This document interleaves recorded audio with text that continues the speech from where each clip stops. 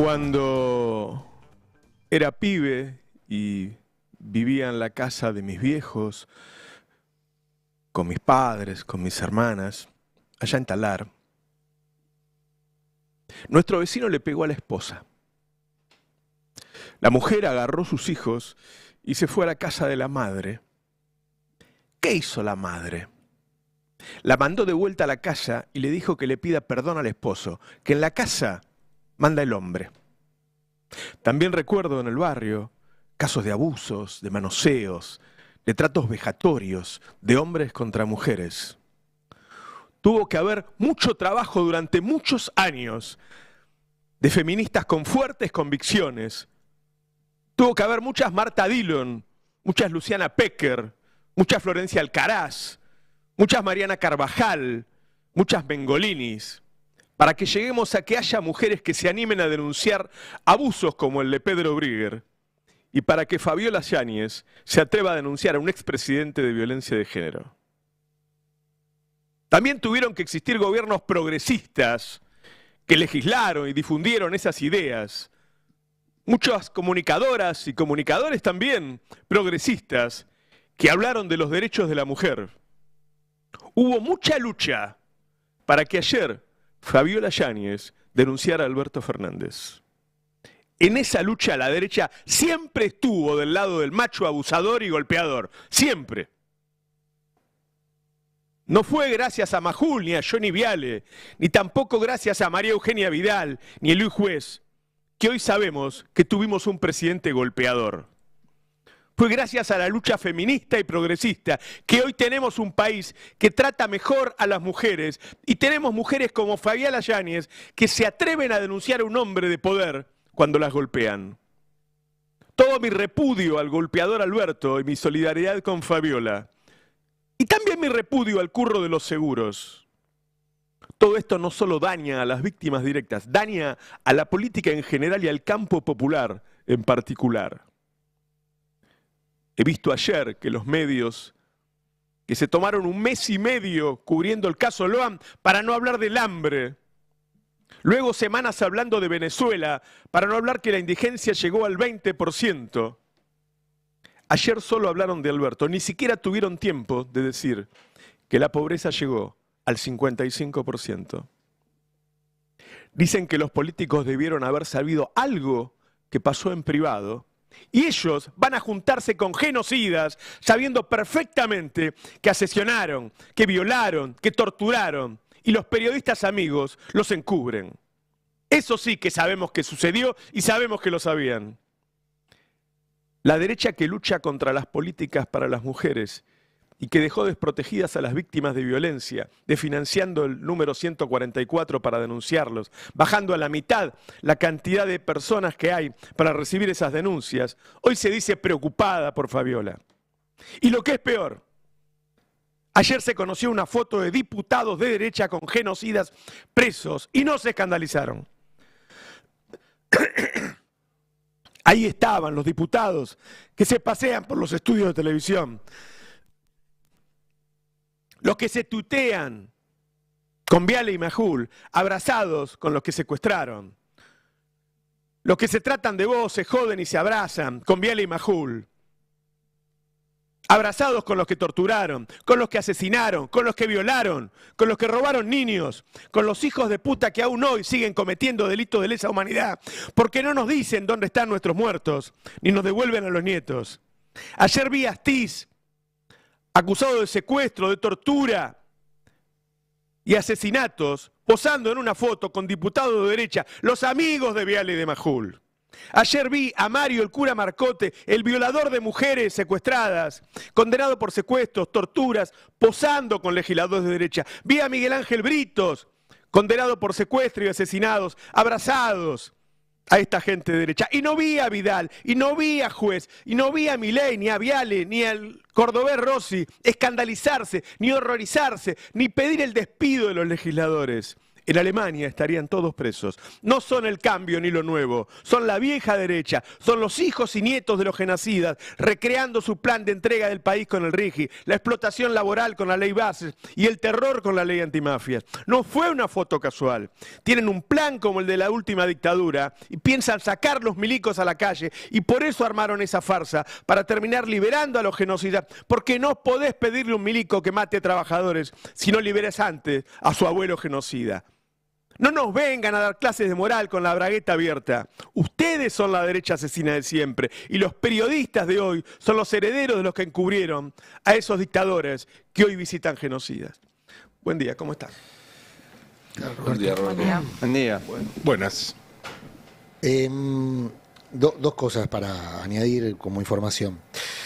Vos decías recién que efectivamente hay una operación Carancho sobre un hecho que es gravísimo.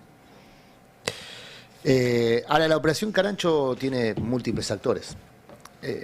La derecha, que es canalla y que se monta sobre un hecho gravísimo para dar su batalla cultural, esto dicho entre comillas, contra los derechos de las mujeres, del feminismo. E incluso hasta justificar su vaciamiento de las políticas de género. Claro. O sea, justifican el vaciamiento de las políticas de género, por ejemplo, el cierre del Ministerio de la Mujer, a partir de un hecho gravísimo. También caranché el kirchnerismo, que hace tiempo busca cómo cargarle solo a Alberto Fernández la absoluta responsabilidad de lo que ocurrió durante el gobierno que pasó. Entonces también estamos viendo ese carancheo. Voy a suscribir al pie, además de tus palabras, porque me parece que es el gran problema que tiene el peronismo por delante, lo que escribió Ofelia Fernández. Porque Ofelia, después de hacer, para mí, una extraordinaria caracterización del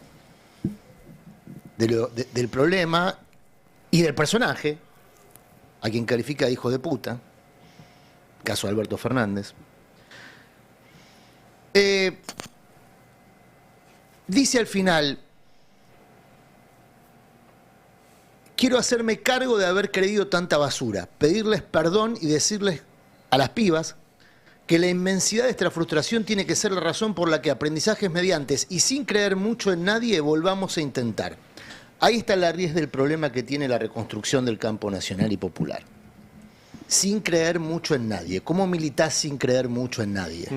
¿Cómo te comprometés con un proyecto político sin creer mucho en nadie? Bueno, esa es la raíz del problema que tiene la reconstrucción de una alternativa. Hay un atajo que es elegir yo al candidato y no que lo imponga Cristina.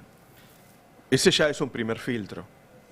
Que dejen de imponer candidatos y que uno pueda votar. Digo, acá en el Destape, cuando salió la interna Massa y Grabois, la mayoría de los trabajadores del Destape me decían que iban a votar a Grabois. Pero Cristina hizo 5 actos con Massa y con Grabois ninguno.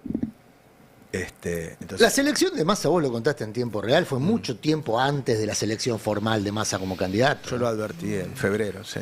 Mucho tiempo. Pero otra forma. Incluso antes de que Massa fuese el ministro de Economía. Pero otra forma de cómo contrarrestar esto que estamos viviendo, que es falta de liderazgo, ni más ni menos, es también desde la base, como está diciendo Ofelia, que es empezar haciéndose cargo, los que en algún momento más directamente participando del gobierno, desde los medios de comunicación, desde, no sé, desde la militancia con sus familias, apoyaron a Alberto, saliendo a decir, digo, es un hijo de puta. La decepción infinita, dice Ofelia, ¿no? Bueno, es una extraordinaria definición. aceptar la decepción, reconocerla y desde ese lugar construir. Porque a mí me preocupa que lo que vos decías, esa hipocresía que estamos viendo del otro lado, no solo es hipocresía en el sentido que no se la creemos, pero sino que lo más preocupante es que no busca construir.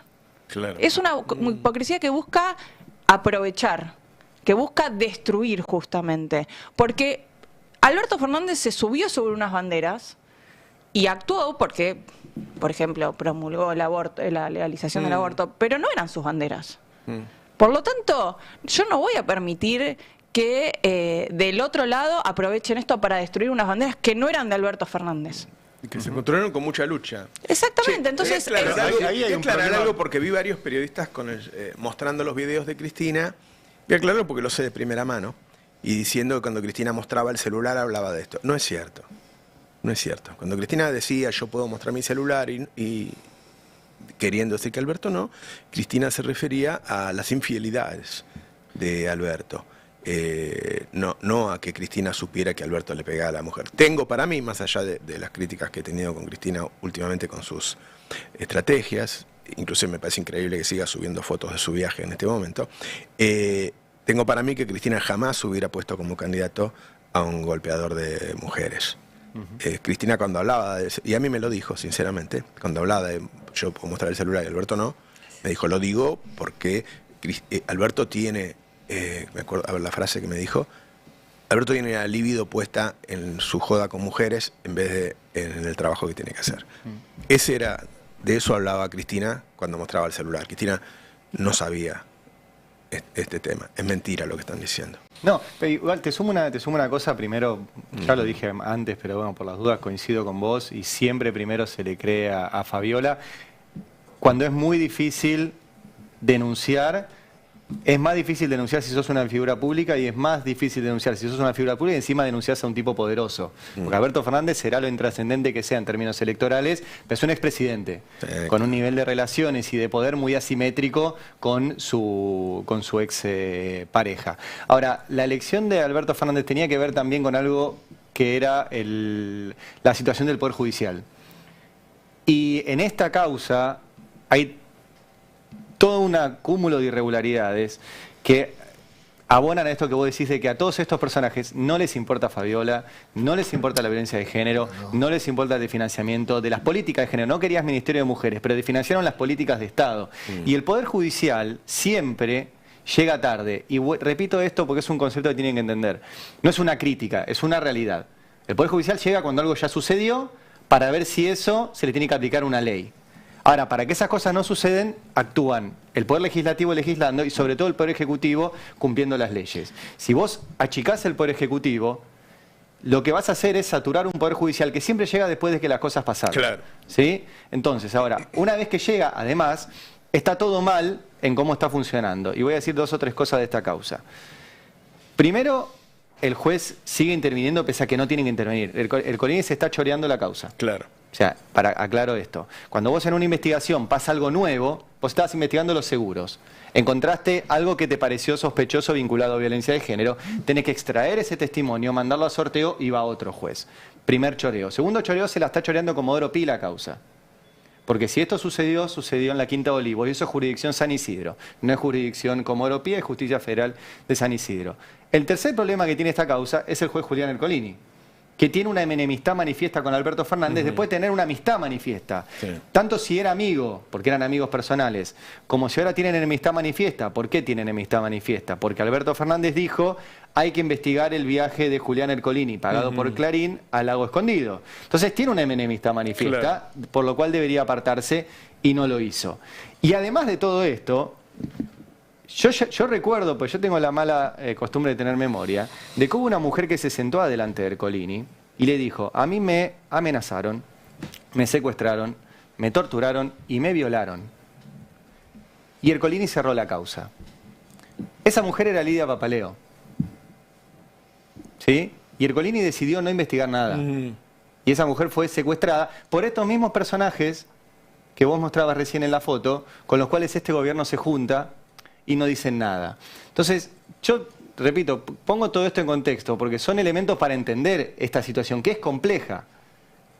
Y es absolutamente repudiable lo de Alberto Fernández. Pero todos estos elementos yo creo que no se pueden dejar de lado. Pero es un caso particular y no le quita mérito a la enorme cantidad de políticas que ha habido de género en todos los últimos años, del lado de Cristina y del lado de Alberto también. Es que ahí yo quería agregar un punto. Dale. A mí me parece que, tomo algo que decía Lau recién, la decepción, de la cual dio cuenta Ofelia y retomaba a Laura, es hija del embelezamiento, es hija de la ilusión en todo caso. Y probablemente ahí esté el error, en cifrar expectativas, esperanzas, optimismo, entusiasmo en una persona y no en una idea, en una política o en una institución. Dicho sea de paso, ¿hace cuánto, vos lo mencionabas recién, no existen las internas, no existe el debate interno, no existen las instituciones partidarias como tales y solamente nos estamos moviendo por reacciones espasmódicas detrás de personajes. ¿Qué hace Mauricio Macri? ¿Qué hace Javier Milei? ¿Qué monería hace Javier Milei?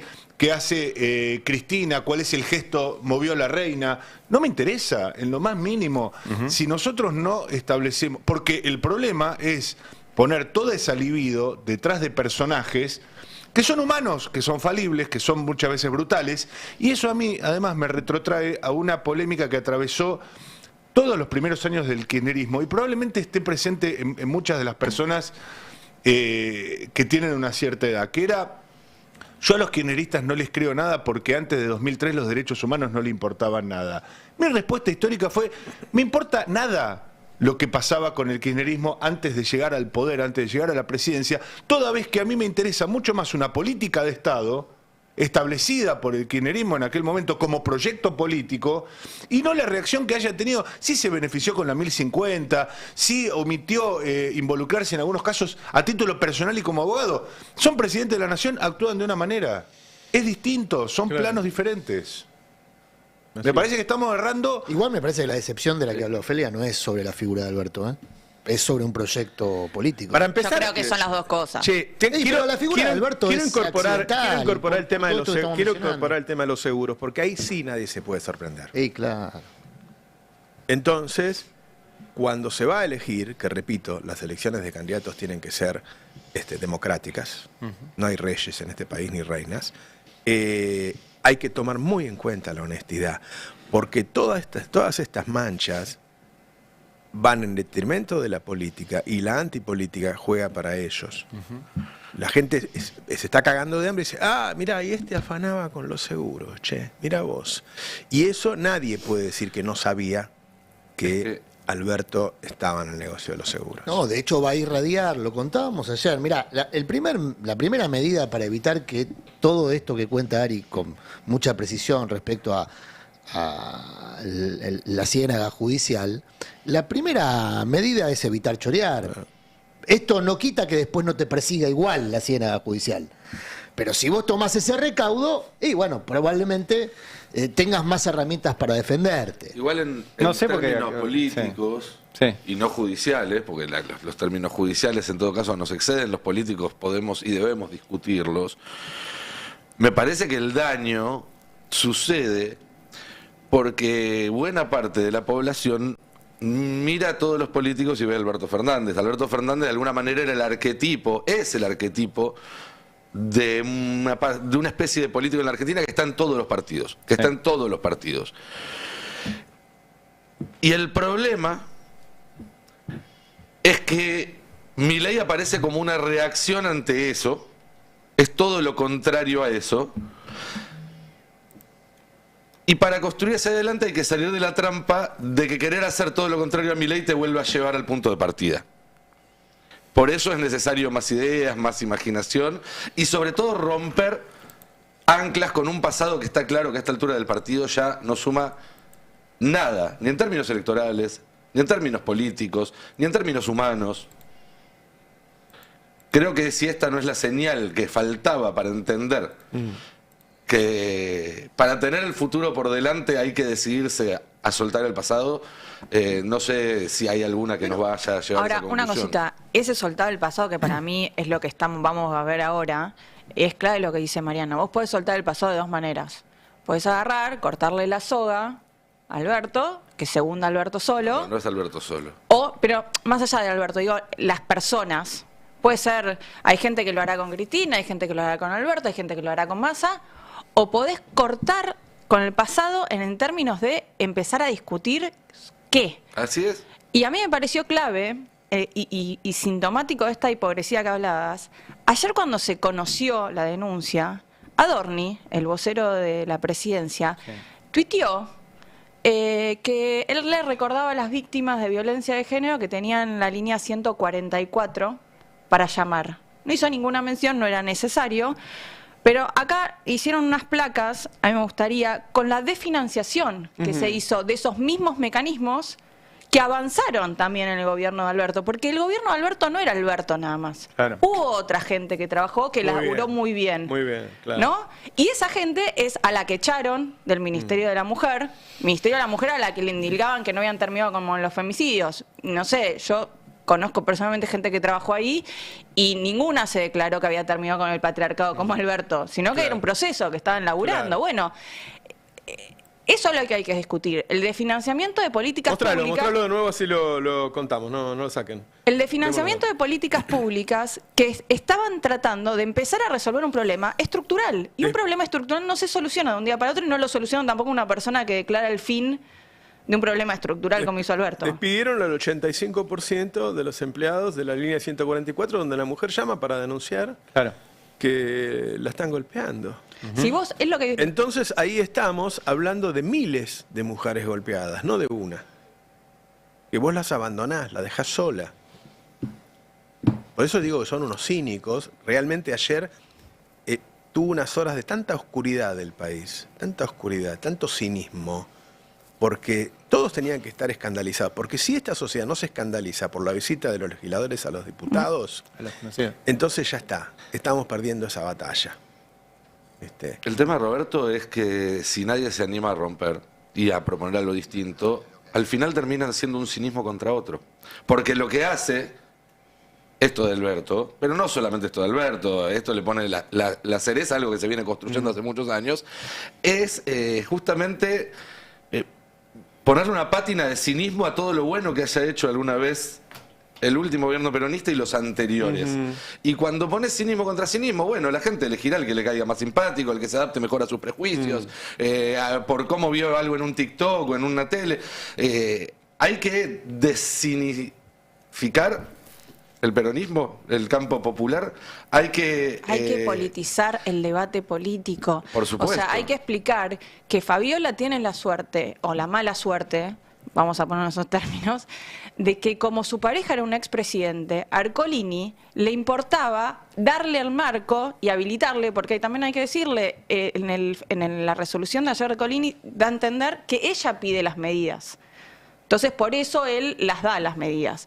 Ahora, cualquier mujer que no tiene un acceso ni una importancia estratégica política para Ercolini, como es Fabiola, que quiera llamar a la línea 144, que es su único canal institucional para acceder a algún tipo de ayuda a través del Estado, no la va a tener.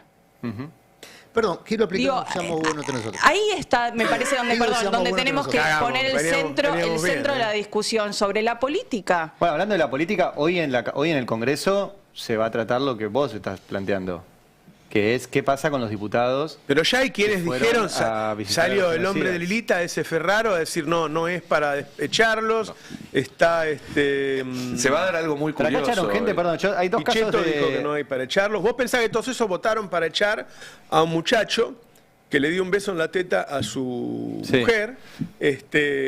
Por eso tenemos dos casos Cuando contemporáneos pensaba que de- estaba fuera de internet, ese muchacho vive a 20 cuadras de la ruta, 20 cuadras de calle de tierra, donde no hay prácticamente internet, en Salta, en un barrio muy pobre, y lo echaron en 3-4 horas, ¿no? tenemos Con dos el casos impulso con- central de Sergio Massa, ¿eh? Sí, tenemos dos casos en una de las hipérboles más importantes que tuvo la democracia argentina en los últimos tiempos, hizo ¿Sabes por un qué lo gestito de echaron? idea y lo echaron. Porque estaba solo, porque era un militante que no tenía poder, que había quedado tercero en la lista para que ponga a sus militantes, que vayan a los Parece actos, que qué sé también yo. necesitaban su banca. Se bajó el primero, dejó el segundo, quedó el tipo sin poder, se lo sacaron de encima en 3-4 Perdón, horas. parece que tenemos necesitaban dos su casos banca también, contemporáneos ¿eh? de... Me parece que necesitaban su banca también. Tenemos dos casos contemporáneos de salidas de diputados así. Uno fue uno por que se les daba una situación íntima en un Zoom, que es este. El otro es Julio De Vido.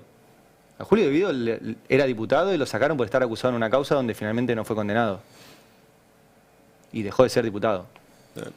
Ahora, esta gente va y se reúne con genocidas para liberarlos, porque lo que dice Beltrán Benedict, que es el que organizó la visita, es que están trabajando para liberarlos. ¿Lo tenemos eso? ¿Lo tenemos? Búsquenlo, por favor. Ahí está en la ruta. Yo lo vi ayer en el grupo de WhatsApp. El chat de Benedit, Sí. ahora te lo busco, pero él dijo que estaban trabajando para liberarlos. De hecho, entiendo que Lourdes Arrieta también lo reconoce públicamente en una entrevista donde dice, sí, No entiendo solamente- que estamos viendo un proyecto, más allá de haber tratado de sacarle el cuerpo inicialmente a una visita de la cual con mucho jolgorio participó, según se ven las fotos y demás, ella Está en el asume que centro de se la estaba foto. buscando... Sí. Está en el centro. La Digo, información cuando es... uno se quiere esconder en una foto, no te pones en el centro adelante. Te una pones como foto. Astiz, Claro. que cobardemente se exactamente. va al fondo para que no se lo vea. La información es demasiado. peor, no están trabajando juntos en realidad. Los detenidos por delitos de lesa humanidad les dieron en esa visita el proyecto escrito. Así como las empresas le dan a los diputados los proyectos escritos que benefician a las empresas, los genocidas le dan a los diputados los proyectos escritos que benefician a los genocidas. Es la tercerización de la política que venimos denunciando acá desde el primer día de este gobierno. Parte de esta visita fue que uno de los detenidos les dio a los diputados el proyecto que habían redactado sus abogados, los abogados de los detenidos, para ser beneficiados con prisión domiciliaria. Además, ayer hubo dos novedades más. Una es que se dio a conocer la foto, finalmente, como estamos viendo ahora en pantalla, que hasta ahora no había salido y que confirma el relato de Rocío Bonacci, una de las que había visitado, que dice que la llevaron engañada y por eso no salió en la foto. Ahora después volvemos sobre eso, si querés, porque ahí hay una interna muy interesante. Y la otra es que no es la única visita, que hubo otra visita a Campo de Mayo con otros diputados. En total no son 6, sino 13 los diputados que participaron de visitas. Que se sepa hasta ahora, a lo mejor aparezcan más. Ayer vi que hablaban ustedes, yo estaba en otra cosa, de la relación con los servicios de inteligencia, de todo esto. Sí, claro, por supuesto. Pero también va a ser interesante cómo hoy a estos diputados que están en esa foto, que fueron a visitar a Asticia y al resto de los genocidas, los van a salvar los votos del PRO, del radicalismo y de Hacemos Coalición Federal. Porque incluso dentro del O sea, se bloque van a de ser la todos Libertad cómplices Avanza, de esto. dentro del bloque de la Libertad Avanza hay quienes van a votar en contra de sus compañeros. Ahí vi Pagano. Pagano estuvo ayer en un homenaje a las monjas desaparecidas por Astiz. Sago ya no es parte del bloque, pero es el que está operando para tratar de romper el bloque de la Libertad Avanza y llevarse, y ahí aparece también D'Alessandro, el diputado puntano, y la propia Bonacci, que para despegarse de una visita de la cual formó parte parcialmente, parece que va a votar en contra de sus compañeros. La votación está con final abierto en este momento y va a depender de cuántos radicales voten para un lado y para el otro. ¿Martín Menem no piensa decir nada? Martín Menem negoció ayer a la tarde con los bloques dialoguistas para salir con un repudio. Claro. Él quería que no pasara absolutamente nada. Por eso, para ¿hace evitar la cuánto que investigación? sucedió esto y él, como presidente de la Cámara de Diputados, no entiende que haya o no crea que sea necesario? A ver, Perfecto, bueno. Tengo 13 amos buenos de nosotros. Pero digo que, Él es el no organizador haberse, de la pero no visita. haberse Lo organizó pronunciado. él. ¿Qué tiene? ¿Qué El lo tiene que hacer? silencio. Lo organicé yo, Bueno, me lo ordenó Karina, lo armaron con Lule Menem. Entonces, el silencio apuntala esa Pero idea. no importa si habla o no habla. ¿Cómo A ver, no importa? Es el presidente de la mucha Cámara de gente Diputados, cree que la Adrián. política ¿Cómo es no va a una- importar que no Para, hable? Mariano. Aplico el primer seamos buenos nosotros. Mucha gente cree que la política es una mierda y entre ayer y hoy tiene decenas de elementos para confirmarlo. ¿Por qué? Estamos escandalizados nosotros, y está bien. No, yo no me escandalizo nunca. A mí me No, no, enojan no, las no. cosas. Yo ni me indigno ni me Déjame escandalizo terminar la porque idea, eso por favor, te Mariano. frena. Sí. Porque un grupo de diputados visitó a Astiz y a otros genocidas. La vicepresidenta se reunía con Videla, muchachos, y la votaron. Se reunía con Videla sin ser vicepresidenta. Pero pará, estamos todos locos. La votaron con toda la conciencia de que la vicepresidenta se reunía con Videla y es exégeta del genocidio. No es un valor que afecte el contrato electoral. Bueno, y Milei hay no políticos, viola- hay políticos del peronismo que la quieren traer y hacer una Por alianza. eso, no viola el contrato electoral la Libertad Avanza cuando se reúne con genocida. ¡Lo cumple! ¿Y entonces por qué El no que se- viola el contrato electoral es Alberto Fernández. Entonces, ¿por qué Martín Menem no reivindica? Esperen, porque antes de entrar, Si fuera gratuito, Adrián, olvídate de Martín Menem. Acá hay otro problema. ¿Cómo mucho me voy a más olvidar grave. del presidente de la Cámara de Diputados, Pero es una del anécdota. cuerpo a donde Martín estuvieron Menem es los una 6 anécdota. diputados, que integran los 6 diputados que fueron a validar a los genocidas? Sí me Pero importa. si el gobierno no le valida pone el los genocidas. cuerpo. Bueno, pero si él no gobierno le hizo un pone el spot cuerpo. el 24 de marzo. Yo no veo que le reivindicando el genocidio. ¿Cuál Yo es no, la, yo no estoy viendo cuál que es la Martín novedad? Menem, yo no estoy viendo esa valentía o esa enjundia de Martín Menem diciendo, sí, fuimos nosotros, que sería hasta lógico. Y recordemos que el PRO... Prometiendo liberar genocidas. Recordemos que el PRO fue por el 2 por 1, ¿no? El PRO fue por el 2 por 1 para liberarlos a todos. ¿Pero por qué no lo reivindican entonces? El problema no es... Alguien está midiendo un costo político, hay un poco de realpolitica detrás de todo esto. Por supuesto, lo venimos contando acá todos los días. Una operación de Karina para intervenir en el territorio de Villarruel que salió mal. Salió mal porque la interna de Juntos por el Cambio es un caos. De la Libertad Avanza. De la Libertad Avanza. Juntos por el Cambio también, pero por otras Juntos por el cosas. Cambio ya no existe. Ya no existe. Ahora, el problema es, insisto, antes de entrar en el juego de quién es más canalla, que a mí sí no me interesa, porque canallas son todos en definitiva, para algunos que son más y otros menos, y otros más o menos, pero canallas son todos. Nah, eso es del caño. No, todo no. lo mismo. En este juego de quién es más canalla, que un poco lo planteaba Roberto y yo creo que hay que retomar esa idea que planteaba Roberto, porque es interesante. Y ayer era, si se quiere, un sistema de defensa dentro de... ¿A qué te referís? No, a esta idea de los canallas que vacían las políticas de género, ahora levantan el dedito como si les importara porque caranchean un hecho de violencia de género. Gravísimo, reprochable, y demás. Ahora, el asunto acá es que el contrato electoral de Alberto Fernández era otro. Y el contrato electoral de Alberto Fernández se había asumido no por la figura de Alberto Fernández, sino por la composición de esa fórmula que se presentó como una fórmula de conjunto. No se presentó como yo le cedo absolutamente el poder de la lapicera a este señor. Todo eso empezó después, cuando ya empezaba a entrar el agua al bote. Entonces, aplico el primer seamos buenos entre nosotros. Ya vas como por el tercero igual. No. Cierro el primero. Tengo 3. El primero es Poné los fideos. Alberto Fernández. ¿Por qué Alberto Fernández sufre las consecuencias de sus propias políticas, sí.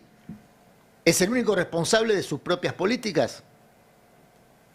Eso, porque esa es una de las operaciones que estamos viendo en curso. Claro. Bueno, de cómo salga esa operación, habrá o no capacidad de reconstruir una relación del sector progresista del peronismo con la sociedad. Porque el sector de derecha del peronismo ya está construyendo una relación con la sociedad, Claro. subiéndose a la agenda que le propone el gobierno. Claro.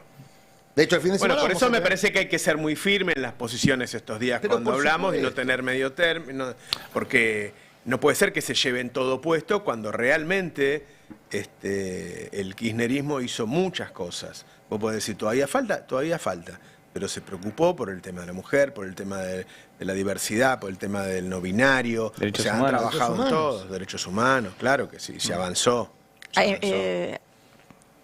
Con temor de que esto termine a los gritos. No, ¿Lo vas a contra seamos buenar? es Ve, una- algo así, no me salía, no sabía cómo planificarlo. hagamos A ver, para mí, una cosa es que uno diga, se sabía, esto No es día para que te grite, Laura. sí, es terrible. No, yo ¿eh? no Yo, le grito a nadie. Esperen, quiero esperen.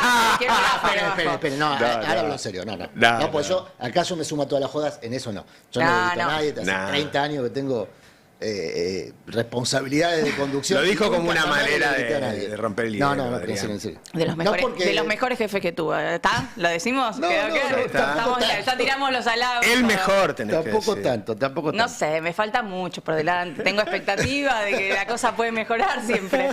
Bueno, Es mejorar, es muy fácil de mejorar. a mí me parece que una cosa es que todos supiéramos, todos los que votaron en noviembre pasado, que Villarruel se juntó en el pasado y que tenía una afinidad declarada con Videla y con todos los genocidas y con la dictadura militar. Ahora, pensar que el contrato electoral, especialmente de ese 54-55% de noviembre, se construyó con ese elemento como algo central, yo creo que es un error.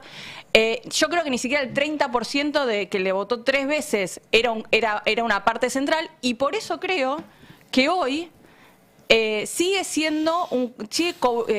teniendo un costo político esa vinculación, a tal punto que lo utilizó como parte de la interna en el oficialismo. El propio oficialismo reconoce, y creo que lo reconoce cuando hizo ese video en el 24 de marzo, que no le salió como esperaba. Coincido en que no es el contrato absoluto, no es la razón de ser, de la relación de la Libertad Avanza y de Milei con su electorado, porque es un electorado muy heterogéneo. Parte de ese electorado es votante de Bullrich, votó con la nariz tapada a Milei para que no reelija Unión por la Patria. Pero inclusive dentro del O sea, electorado fue más duro de él, fuerte, pero esa lectura es importante, ¿eh? Fue más fuerte el rechazo a Unión por la Patria que votar a una amiga de Videla. Sí. Entonces, bueno, ahí hay un Pero elemento. además, perdón, el contrato electoral es una concepción para mí gaseosa que solamente tiene formalidad en la medida que alguien presenta un papel ante la comisión electoral para decir estos son mis propuestas de campaña. Fuera de eso, fuera de eso, pero fuera de eso, todo lo demás que podamos asignar cada uno de nosotros como contrato electoral es a gusto del consumidor. Es subjetivo, pero recordemos que una Absolutamente a gusto del consumidor. Cada votante tiene su contrato electoral simbólico respecto del recordemos votado. que una entrevista clave de Macri entre la primera y la segunda vuelta fue él prometiéndole, hablándole directamente a su electorado, diciéndole, no se preocupen que no van a hacer todo lo que dicen que va a hacer, Correcto. porque nosotros se lo vamos a frenar. O sea, había claramente ahí una promesa de que todo lo extremo que se veía en esa fórmula, porque no era solamente Milei, no se estaba apoyando a todas esas posiciones extremas. Digo porque si no, ¿de dónde recuperás? ¿De dónde construís si crees que un 55% de la población no tiene problema con esa foto? Y déjame retomar a partir de ahí, porque también, aún asumiendo que hay tantos contratos electorales como votantes, convengamos que para un sector del votante de Milei, quizás en otras circunstancias económicas sería más fácil hacer la vista gorda respecto a esto. No sé si se entiende. Si todo el mundo estuviera en este momento cobrando en dólares como creía que iba a cobrar, si los puestos de trabajo no se hubieran destruido, si la economía volara y demás, bueno, quizás ahí habría más margen para que hagan este tipo de trapisondas. Me parece que lo que pasa es que acá no hay pan ni circo. Ayer en parte la taparon. Ayer en parte la taparon porque hablaron de Alberto y no hablaron de esto. Sí, pero como el fin de semana, increíblemente no hubo tapas de los grandes diarios con el 55% de pobreza y 20% de indigencia. Es decir, ellos con Loan primero, con Venezuela después y ahora con lo de Alberto, no hablan de otra cosa. Vos ponés un programa y están 2 horas hablando. Che, quiero pedir algo porque me parece que en general el pase lo amerita y hoy en particular. Me gustaría escuchar la opinión de los oyentes de este debate en donde claramente hay distintas posiciones, porque ese es un poco la forma de ser del Destape. Así que el que quiera que mande su mensaje de audio, cortitos, por favor. Queremos escuchar las opiniones. Y lo mismo en el chat, si quieren después vos me ayudás. Sí, al 11 25 80 93 60 es el... 11 25 80 93 60, mande sus opiniones sobre este tema y también quien quiere escribirla en el chat, ahora De paso, le pegamos una leída. Sumo que lo estábamos buscando de antes, lo del diputado, volviendo al tema. Hoy en la Cámara de Diputados, de hecho, Giselle Tepper, nuestra compañera, está allá y me cuenta que Sabrina Mejet, que es parte de ese PRO, dice la que gustaba decirle Falklands a las Malvinas. Sí, bueno, arrancó la reunión de comisión para ver qué pasa con estos diputados que se fueron a reunir con los genocidas para liberarlos, ahora les voy a mostrar. ¿Eso es ahora? Sí, lo que arrancó es criticando a los diputados de Unión por la Patria por reunirse con los organismos de derechos humanos. O sea, la reunión arrancó al revés. Acá está, perdón, si le puedes sacar el zócalo del número, ahí está, gracias. Porque ahí está Fernanda Mejías. Fernanda Mejías es parte de la estructura del CELTIB, de Victoria Villarroel, y reivindica el terrorismo de Estado. Y ahí estaban hablando de que tienen presos veteranos de Malvinas. Claro, hubo genocidas que después participaron de Malvinas, pero no están presos por participar de Malvinas, están presos por delitos de lesa humanidad. Y abajo, si podemos subir un poquito, está la respuesta del diputado Beltrán Benedit, que fue el que organizó la visita, y le dice, ahora la batalla es nuestra por su pronta liberación. Ahora, este tuit es del 5 de abril del 2024, lo encontró Luciana Bertoia, que es la que viene revelando todo este escándalo, y lo que muestra es que incluso públicamente este hombre, que es diputado, dice que está trabajando por la pronta liberación, que es lo mismo que hicieron en el 2x1, o sea, el 2x1 fue un trabajo por la pronta liberación de genocidas. Claro. Agarraron un caso para liberar. En ese momento la reacción fue tremenda de la sociedad y lo frenó. Con el mismo objetivo que ahora. Bueno, porque esto tiene un efecto conducente. Pero ahí hay una cosa. Vos fíjate que hoy nosotros estamos haciendo gran parte del pase con este tema porque nos parece muy relevante. Como siempre dice Ari, además, el tema siempre es económico, pero los medios estuvieron hablando solo de Alberto. Que vos tenés que hablar del tema, es el expresidente, le pegó a la mujer, qué sé yo. ¿Cuánto tiempo? Es un programa de 2 horas. ¿Cuánto tiempo lleva eso? Lo interesante es el efecto conducente de esto. ¿Por qué se busca liberar genocidas? ¿Por qué lo buscaba Macri y por qué se busca ahora? ¿Es solo por una cuestión ideológica? No, lo dijo claramente Víctor Villarruel en la entrevista que le dio al chico Viale. Cuando Viale le preguntó por el tema de la participación de las Fuerzas Armadas en seguridad interior, Villarruel dijo, eso hay que verlo, porque la última vez que la política le pidió a las Fuerzas Armadas que participen en seguridad interior, los que terminaron presos es lo que dije en el editorial yo. Si vos querés que los milicos salgan a pegarle a los trabajadores a la calle, tenés que liberarle a los abuelos. Lo había dicho también Pando. En la primera semana de este gobierno sacó un TikTok diciendo justamente esto: si no liberan a los milicos presos, después no le vengan a pedir a estos que los ayuden a reprimir. Entonces, cuando salgan a... Y de hecho, en el proyecto de ley que mandaron al Congreso para permitir la intervención de las Fuerzas Armadas, nos quedamos con la primera parte que decía que van a poder intervenir. Párrafo siguiente decía, y si intervienen y matan, es en ejercicio de su trabajo, por eso y no tienen responsabilidad. Por eso digo el efecto conducente. Acá no estamos ante una posición ideológica, estamos ante una política de Estado, que es aplicar la violencia pública para reprimir el conflicto social. Conflicto social que, por supuesto, emerge a partir de una decisión de política económica, que es profundizar el ajuste. Bueno, ese es un gran tema, porque ellos en estos días profundizaron el ajuste. Claro.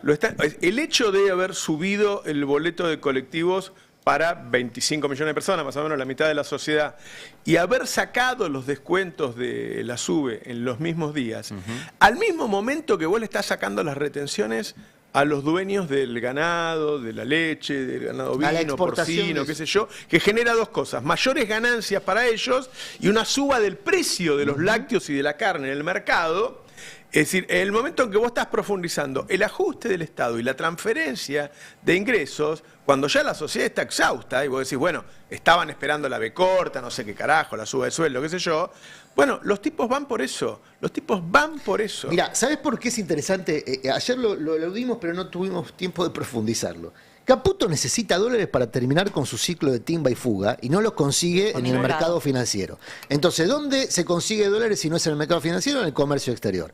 El problema es que los ojeros tampoco le están liquidando dólares porque no le aceptan este tipo de cambio. Entonces liberaliza exportaciones para conseguir los dólares para completar el ciclo de timba y fuga. No es para mejorar la vida de nadie, salvo la propia, digamos.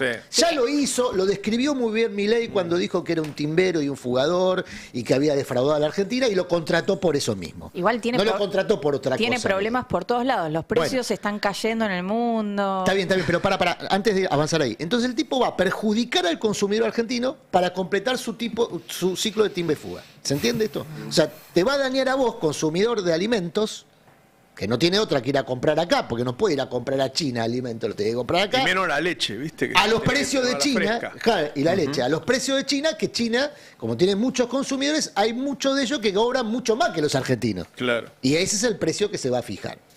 Ahora, ¿por qué es importante esto?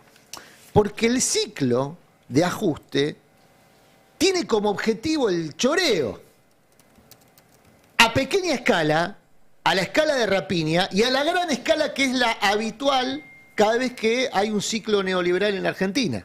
Vos tenés la rapiña, ayer mismo se conoció una denuncia, después si quieren se las cuento, muy, entre comillas, simpática, muy escabrosa, de un puntero de la Libertad Avanza que se choreó aparentemente Santa Fe, ¿no? Sí, en Rosario, ropa que había sido donada, como lo que pasó con la leche. Va. Está la rapiña, pero también está el choreo a gran escala. El problema que tienen es que no están los recursos para el choreo, entonces tienen que generar los recursos. Y ahí es donde se profundiza el ajuste. ¿Y qué vienen a hacer los militares y las fuerzas de seguridad? La custodia del choreo. Ocurrió en dictadura. Bueno, vos sabés que hay denuncias que, viste todo lo que vos requisás en aduana, eso pasa, no sé por qué, a Secretaría General de Presidencia. Y parece que hay negocios ahí con lo que requisan, que son containers llenos de cosas. Es justamente lo que pasó ayer en Rosario. ¿Querés que te lo cuente? Te lo cuento, mirá. Muy interesante. Se denunció, un integrante de la Libertad Avanza denunció que eso que se había requisado y que había sido donado con fines sociales Claro. a Santa Fe. La Secretaría General de Presidencia, es decir, Karina decide hacia dónde va eso. Tal cual, así como vos lo estás describiendo. Este caso está judicializado. La mitología se había acumulado en el último tiempo a partir de que se había dispuesto eso de que Karina estaba creando la libertad. Es mucho, ¿eh? Sí, es sí. mucho, ¿eh? Mirá, te doy las cifras de este caso en particular. Es un caso que se conoció ayer, lo publicó hoy en exclusiva el Ciudadano de Rosario.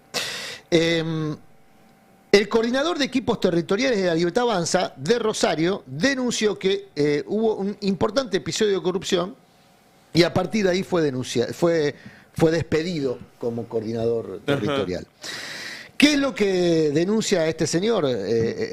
Bueno, que Fue despedido por denunciar. fue despedido por denunciarlo. Ah, mira qué bien. Fue despedido por denunciar un acto de corrupción. Creo que me parecía que no había entendido bien. No. Se trata de una donación importante para las asociaciones civiles que fue manipulada de una manera que no correspondía, dice la denuncia del coordinador. Yo soy empresario de la construcción, no tengo nada que ver con la política y hoy me encuentro en esta situación que no queríamos que pasara más en el país. ¿Qué pasó? La Secretaría General de Presidencia envió 17.000 prendas a la aduana de Rosario para que se hagan llegar a gente en condiciones de vulnerabilidad. Lo que vos contabas. Se requisaron 17.000 prendas. Eso se hizo siempre, ¿eh? Es Claro. histórico. Zapatillas, camperas, calzoncillos, ropa de buena calidad. Solo se dieron 1.000. 16.000 prendas no aparecían. Bueno, lo que denuncia el señor David Malaguarnera es que era el coordinador territorial de la Libertad Avanza Rosario, es que esas 16.000 se la quedó la Libertad Avanza para distribuir de manera punteril. Mirá vos. ¿Con qué objetivo y por qué se apunta a Karina Milei? Porque Karina Milei es la que dispone de esos bienes, Claro. y es la que está armando la Libertad Avanza a nivel nacional. Claro. Entonces, ¿cómo está armando Karina Milei la Libertad Avanza a nivel nacional? Con las prácticas clásicas de punteriles Claro. Che, perdón, hablando de prácticas clásicas, está todo medio podrido ya en la Comisión de Derechos Humanos del Congreso, ¿eh? Ahí me está reportando Giselle Tepper que están a los gritos, Sabrina Mejeta, ahí la estamos pasando un poquito. Perdón, porque- pero qué bueno. sí, claro. que Disculpen, haya- pero qué bueno, un poquito de, ¿no? Porque Sí, si no sí, te sí. despierta este tema, que Claro, claro. Es medio, Sabrina Mejeta es como una provocadora profesional, ¿no? Y la pusieron como provocación en la Comisión de Derechos Humanos. Escuchémoslo un poquito. Ahí ¿eh? está, Que llama a orden a sus diputados. ahí está, ¿ves? Les decía que yo tengo el día de hoy, al estar recibiendo a los organismos de derechos humanos, un sentimiento personal doble que necesito compartir con ustedes. Porque yo crecí embanderada con las madres y con las abuelas. Crecí absolutamente orgullosa de la lucha solitaria y valiente que ustedes dieron durante la dictadura militar y en los primeros años de la democracia. La que habla es Sabrina Mejeta. Crecí orgullosa por la CONADEP. Crecí orgullosa por el Nunca Más. Crecí orgullosa por el juicio a las juntas. Pero también tengo que decir que lamentablemente los organismos de derechos humanos que vienen hoy aquí a exponer permitieron que la causa de los derechos humanos fuera utilizada de forma partidaria. Porque los organismos de derechos humanos fueron los que se sentaron a aplaudir a Néstor, a Cristina y a Alberto, porque los organismos de derechos humanos fueron los que permitieron que se le gritara a Macri, basura, vos sos la dictadura, cuando fueron ellos los que sufrieron en carne propia los crímenes de la dictadura.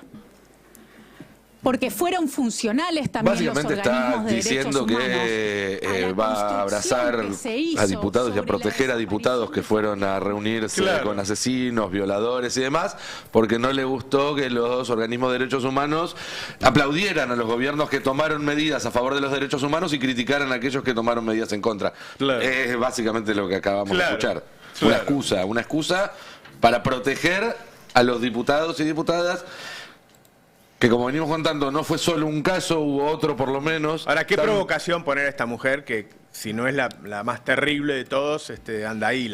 Los tweets que he visto de ella son tenebrosos, ¿no? Pero Tenebrosos. además, digo, más allá de, digamos, políticamente vos podés estar de la vereda de enfrente del kirchnerismo, podés estar inclusive en la vereda de enfrente del vínculo que tuvieron algunos organismos de derechos humanos con el kirchnerismo, que fue parte, de hecho, discusiones adentro de los propios organismos de derechos humanos y entre organismos de derechos humanos. Ahora, para mí, de ahí a cuestionar condenas de crímenes de lesa humanidad Claro. a condenados de vuelta por violaciones a los derechos humanos y terrorismo de Estado en la dictadura, son dos cosas separadas. O sea, vos lo que estás cuestionando ahí entonces son los procesos de verdad y justicia. Claro. No estás cuestionando al Sí, es lo que kirchnerismo. cuestiono. Está bien, pero Sí, digo es lo que cuestiono. para separar, porque una cosa es criticar y eventualmente es parte de la discusión. Si vos le crees o no le crees al kirchnerismo, si vos crees que estuvo bien la vinculación de organismos de derechos humanos con el kirchnerismo, esa es una discusión política. Yo puedo tener mi posición, ella puede tener... Ahora, estamos discutiendo otro Pero por carril, supuesto, ¿eh? Villarruel no Recién solamente Roberto los dijo discute, algo. los rechaza. No, está bien, solamente los pero discute. ella no está diciendo lo mismo que dice Villarroel. Y por No, eso para es mí de otro dispositivo está bien, político, pero me parece que es ahora importante diferenciar las cosas para la gente que mezcla Parece todo. que son matices, en relación a definitiva, eso, el negacionismo, recién son Roberto matices negacionistas. habló de la provocación que constituye Ahmed Chet. Desde mi punto de vista, la provocación es una práctica política absolutamente legítima. El tema es para qué utilizas la provocación. El PRO o el dispositivo de derecha en general en la Argentina utiliza la provocación para garantizar la represión y las políticas de hambre y de ajuste que vienen derivadas de esa represión. El kirchnerismo también fue, como es el término que utilizaste vos, provocador. El kirchnerismo puso como ministra de Defensa a una mujer como Nilda Garré, Garré, Claro.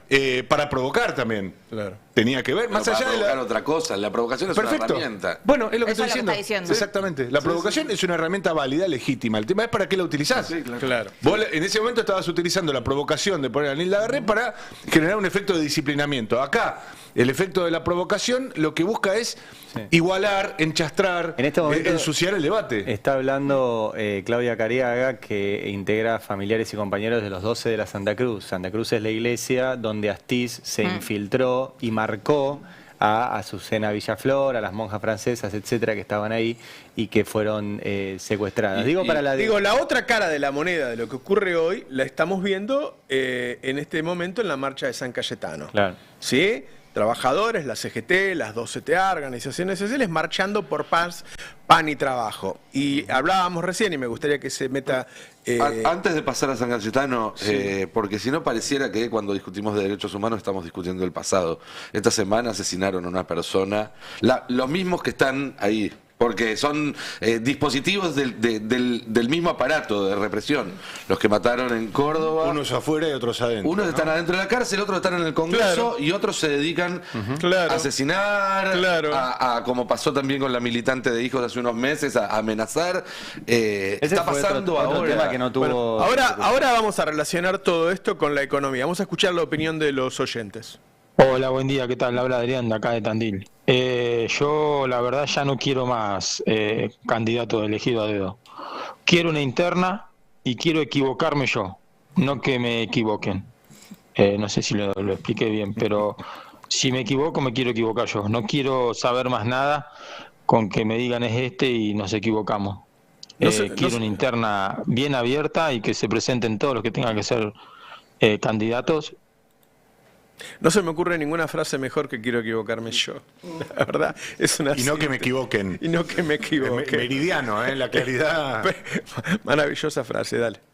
Hola, buen día. Sí, soy Amelia de Olivos. No se puede naturalizar muy libremente esta situación que estamos viviendo. Dejar en libertad a genocidas, de ninguna manera estoy de acuerdo, para nada. Con respecto a lo de Alberto Fernández, bueno, es un acto privado, pero debe ser investigado también. Tampoco estoy de acuerdo. Me parece, la verdad, muy desagradable. Así es, las dos cosas tienen esos valores. Se debería implementar una ley, trabajen diputados y senadores, aunque a muchos y a muchos no les va a gustar, como existe en Alemania. No se puede negar porque acá también. lo que sucedió fue un genocidio. Y con respecto a lo de Fabiola, lo utilizan no porque les interese la violencia que sufrió ella de su pareja, que fue nuestro presidente, sino para pegarle a quien sea. Lo utilizan para pegarle a todo el peronismo, ¿no? Alberto, es una excusa para pegarle a todo el peronismo, al progresismo también, es cierto. Hoy Digamos ¿qué se va a que- escuchar hoy en el Congreso? Espera que Perdón. terminemos Sí. los mensajes. Sí, no, pero, ¿querés apuntar algo? Sí, digamos que las legislaciones para penar el negacionismo en Europa no han sido efectivas para detener el avance de la ultraderecha tampoco. Hay que pensar nuevas tácticas, que tienen que ver más con la cuestión de fondo.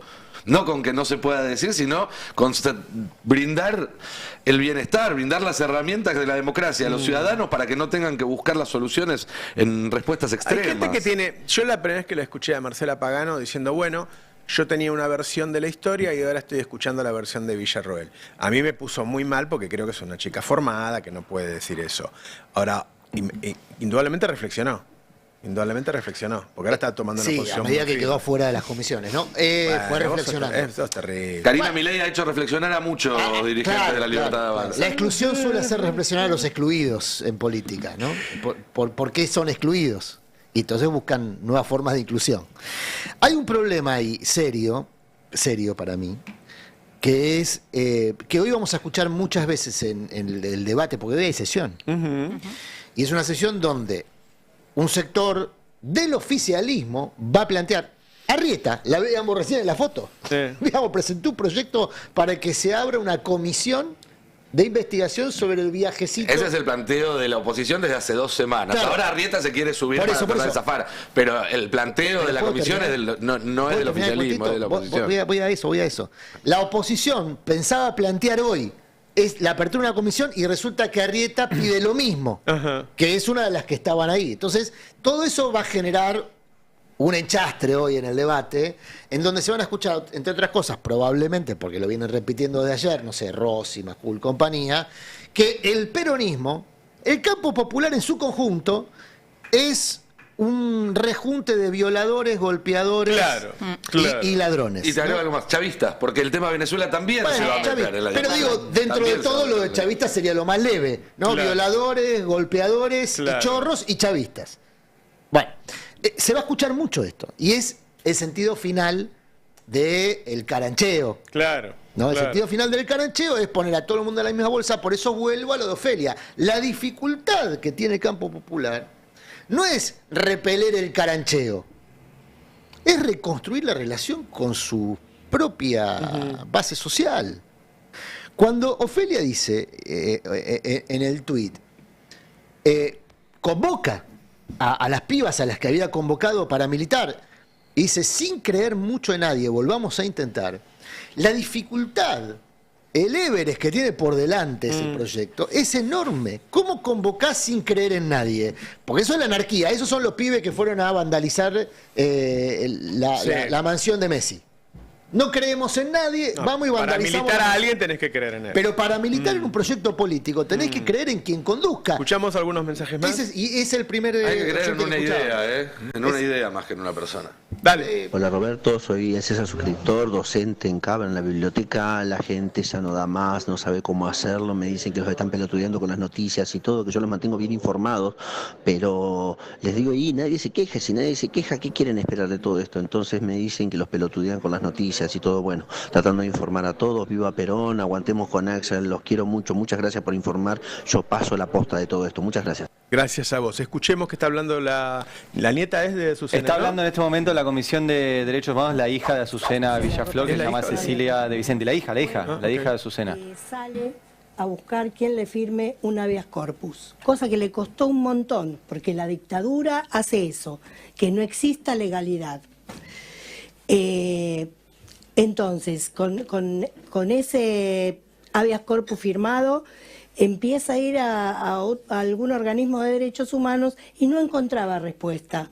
Entonces mi mamá lo que dice es, en el vicariato castrense, donde había otras madres... Está contando le la historia de dice, Azucena Villaflor, la vayamos a fundadora la de Madres de vayamos a Plaza la de plaza Mayo, para presentarle una cuando nota a Videla. empezó a trabajar en la búsqueda de su hijo, no encontraba dónde ir y encuentra en la iglesia de Santa Cruz un espacio ¿sí? de contención, de reunión y de confianza. Y es ahí, seguramente lo contará ahora, donde se infiltra Astiz, que aparece con una cara de un niño con carita blanca, rubiecito y bueno, diciendo, yo también estoy buscando a un familiar, y se infiltra en ese grupo para marcar a quienes tenía que marcar. Y siempre lo ha contado mucho Eve, que si a ustedes Eve les parecía de una potencia tremenda, Eve decía que la que tenía potencia era Azucena. Entonces, Ari, si vos hicieras una película que quisiera contar la cima de la ruindad del ser humano y dijeras que un tipo se infiltra en un grupo de religiosos, de personas que estaban sufriendo una de las peores tragedias de la humanidad, con religiosas para venderlos, para entregarlos y para matarlos, te lo bocharían de cualquier productora porque te dirían es ridículo ese argumento. Y eso hizo Astiz y eso es el tipo que están validando desde La Libertad Avanza, desde la cima de La Libertad Avanza, desde el gobierno mismo, al no condenar la visita de estos 6 diputados, a ese ser humano despreciable que es lo peor de la humanidad. Y que lo hizo para imponer un modelo económico, que es un modelo que condena a la Argentina al subdesarrollo. Digámoslo también, porque en esta época hay muchos que están discutiendo eso, no hay nacionalismo posible al lado de Hoy hablaban de que los jueces, y ahora lo cuenta Mariano Martín, no quieren tratar o no quieren avalar los reclamos de los trabajadores para que no les cobren ganancias. Y ese es el viento del que hablamos siempre.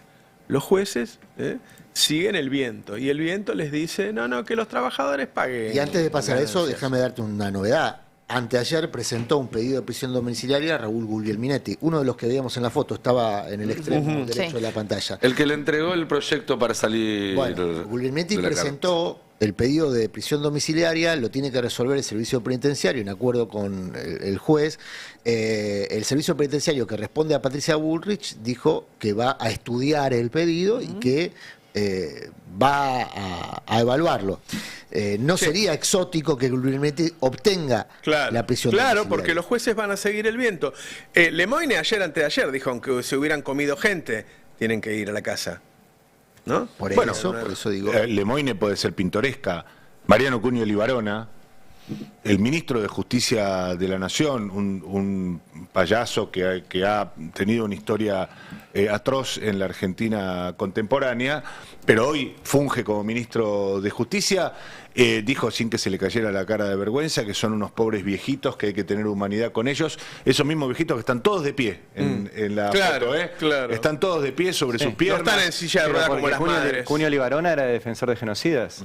O sea, Cunio Libarona fue defensor y de hecho es un dato interesante. Hace poco fue la condena por la noche de los lápices.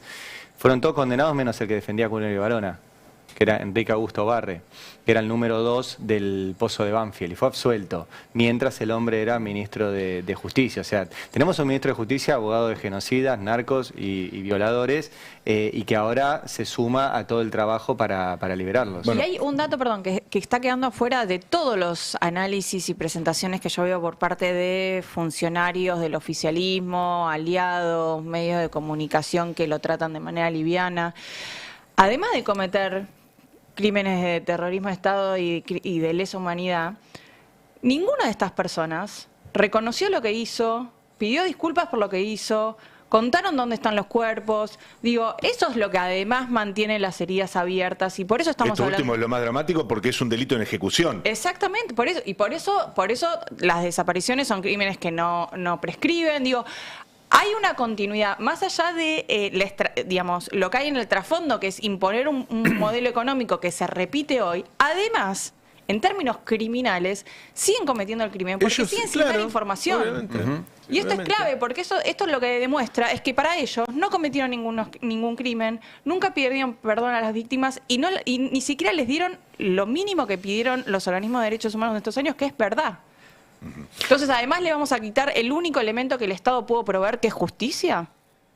Contame el tema de ganancias. Sí, Mariano. recién Roberto hablabas de los vientos de la justicia y probablemente haya sea difícil disociar estos nuevos vientos, el personaje que tenemos como ministro de Justicia, de un proceso que se empieza a ver en la justicia relacionado con las cautelares presentadas contra la reinstauración del impuesto a las ganancias. Hay dos casos muy concretos que hemos contado hoy en el Destape hace un ratito, y hay más casos, y seguramente están advirtiendo que puede haber una oleada de casos donde los jueces le sacan el cuerpo, se corren de la intervención en las cautelares contra el impuesto a las ganancias presentadas por ahora por sindicatos. También se van a venir oleadas de demandas de particulares. Ahora, lo interesante de acá es ver cuáles son las razones por las cuales los jueces se excusan o se declaran incompetentes para intervenir en estas causas. Una de las demandas la presenta la Asociación Bancaria, fue la primera prácticamente que se presentó ante la justicia, el gremio de Sergio Palazzo. Recordemos que acá también hay un contraste muy fuerte con lo que sucedió en los comienzos del gobierno de Javier Milei, con el DNU, cuando todavía, bueno, parecía que era el día a día si se asentaba en el poder o no Javier Milei. En ese DNU, la justicia laboral tuvo un accionar muy veloz en la primera instancia y luego en la Cámara, accediendo a las cautelares y frenando la aplicación del capítulo 4, que es el capítulo laboral del DNU 70/23. A diferencia de aquel proceso, lo que hemos visto en esta novedad que estamos contando en el Destape es que jueces que reciben, por ejemplo, la demanda de la Asociación Bancaria, dice: bueno, esto es un impuesto, esto no me compete a mí, lo voy a mandar a contencioso administrativo, y ahora la Cámara Laboral está resolviendo. Pero hay otra decisión de una jueza laboral que también recibió otra demanda, otra cautelar, que presentó camioneros. Acá lo que estamos viendo son sindicatos que están llamados a ser los principales afectados por los niveles salariales que tienen sus trabajadores y sus representados. La jueza que toma la causa, Gabriela D'Angelo, una jueza nombrada durante el gobierno de Mauricio Macri, dice: yo no puedo intervenir en esta causa sobre la aplicación del impuesto a las ganancias. ¿Por qué? Porque yo estoy pagando ganancias. Es como que dijera, apela a un artículo del Código Procesal Civil y Comercial que dice que si una persona se siente involucrada en un litigio, si un juez o un fiscal se sienten involucrados en un litigio, se tienen que excusar porque está alterado el principio de imparcialidad. Pero, perdón, la jueza... La risa me encanta porque es muy oportuna. No, pues, la jueza paga ganancias por una ley del 2017. Exacto, de enero de 2017. No paga ganancias por la ley Bases. No, claro. Ella ya pagaba ganancias porque recordemos. Entonces, ¿qué le involucra? Bueno, recordemos que es más, nada. Es más, una queja. Es más, dejó de pagar ganancias gracias a Sergio Massa en el último tramo del gobierno, porque por niveles salariales. Bueno, Sergio Massa y Milei. Milei también votó en contra de ganancias, claro, y ahora la repuso. Bueno, entonces, esta jueza lo que está diciendo es: yo no voy a intervenir en esto, entonces lo mando para que lo defina otro juez. Pero tiene otros detalles esto. Están hablando los dirigentes sindicales con las asociaciones de jueces y demás, y hay una versión muy consistente de que todos aquellos jueces a los que les toque intervenir en alguna de estas cautelares y hayan sido nombrados después de 2017 y por lo tanto estén dentro de ese pequeño universo de jueces que pagan ganancias, van a utilizar el mismo criterio, probablemente guiados por estos vientos, que expresa el ministro de Justicia. El último detalle, y con esto cierro, que esto es espectacular.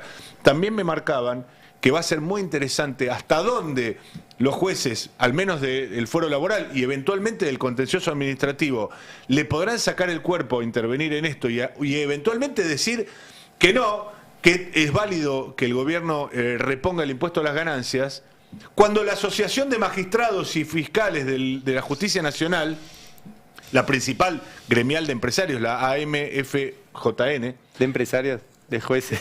La Asociación de Magistrados y Funcionarios de la Justicia Nacional, AMFJN,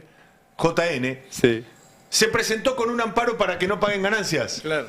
Entonces, lo que están diciendo es, bueno, ¿qué problema van a tener estos jueces cuando se den vuelta después de haber fallado en contra de los trabajadores que se presentaron para no pagar ganancias y tengan que mirar a la cara a los otros jueces Que forman parte de la Asociación de Magistrados que está combatiendo ganancias. Y guarda, porque eso es una profundización del ajuste. Es decir, va a haber menos masa salarial en los próximos meses, porque ese dinero va a quedar para el Estado, para bajar el déficit, para pagar la deuda, para lo que sea. Va a haber menos consumo, eso va a generar mayor desempleo, mayor caída de la producción. Es decir, el gobierno, después de 8 meses de hacer un ajuste feroz y llegar al 55% de pobreza, sigue acelerando. Y para sorpresa de nadie, aquellos que se acomodan al viento son conducentes con la estrategia del ajuste. Claro. Porque hoy es lo que rige la política desde el sistema de poder.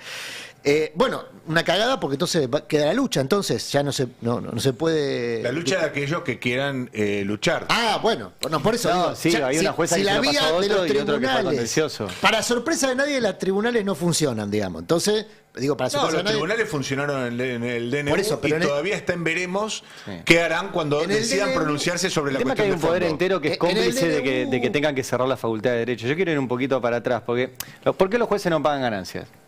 ¿Sí? Que es por un la tema... intangibilidad de sus recursos. La idea Está es bien, que pero... el descuento que se le produce impositivamente a los jueces altera la posibilidad de que estén cómodos y por lo tanto puedan dictaminar de manera imparcial. Está bien, pero eso es efectivamente así, eso dijo una acordada. Pero hay una cosa que es la pirámide de legalidad, ¿sí? Cualquiera de nosotros lo estudió en el secundario, que es primero está la Constitución, las leyes, los tratados internacionales, y después muy por abajo vienen otras resoluciones que tomen los derechos individuales, los poderes del Estado. No, pero digo en términos de categoría, de jerarquía legal.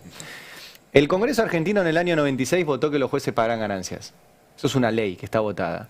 Y la Corte Suprema en el año 96 dijo por acordada, a nosotros no nos rige la ley. Por acordada. En esa pirámide jerárquica, la acordada está muy por debajo de una ley, pero bastante por debajo. Pero todo el Poder Judicial ha sido cómplice durante todos estos años de una anomia de base que es nosotros por una acordada no cumplimos una ley. Yo estoy en contra de que cualquier trabajador pague ganancias. Ahora, si tenemos un Poder Judicial que todos son cómplices de no cumplir la ley, hace 30 años que son cómplices de eso y que no lo dicen. Entonces, a partir de ahí, los jueces no pagan ganancias por una acordada de la Corte, no porque la ley los exime. La ley los obliga a pagar ganancias desde el año 96, no desde este año de la ley bases y no desde Macri del 2017. Desde Bueno, el ellos 96. por lo pronto están decidiendo que los trabajadores sí. Ponemos un par de mensajes más, ¿no? Así la gente participa del debate. Hola Navarro y equipo, felicitaciones, excelentes, cada uno de ustedes.